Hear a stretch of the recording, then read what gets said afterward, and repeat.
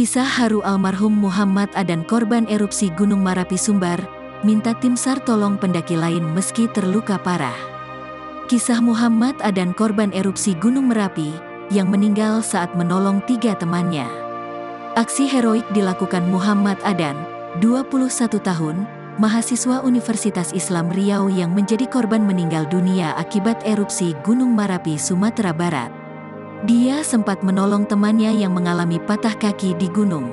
Dilansir dari bangkapos.com, kini Adan sudah dimakamkan di Jalan Lintas Timur KM 20, Kecamatan Tenayan Raya, Kota Pekanbaru, Riau Selasa, tanggal 5 Desember tahun 2023. Almarhum sempat menolong kawannya 3 orang dengan kondisi kakinya sudah patah.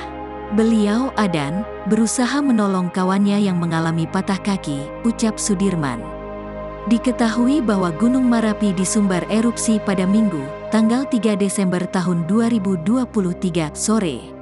Adan sempat mengabari keluarganya mengenai kondisi Gunung Marapi yang erupsi.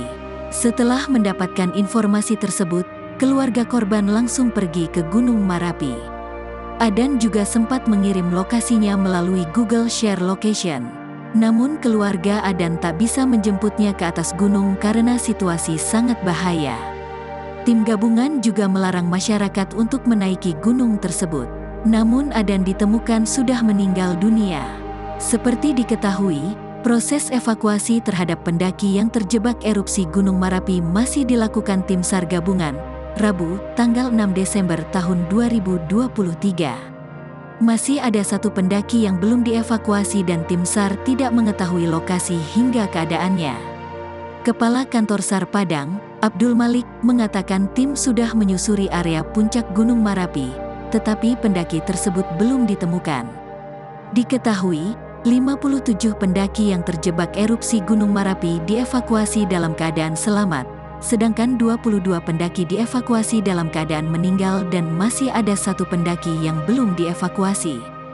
Abdul Malik belum dapat menyimpulkan kondisi pendaki yang belum ditemukan. Sebanyak 50 personel tim SAR gabungan telah diterjunkan untuk melakukan pencarian. Area pencarian akan diperluas dengan menyisiri sejumlah titik yang jarang dijangkau pendaki. Namun, penyisiran dilakukan secara kondisional lantaran Gunung Marapi masih mengeluarkan erupsi.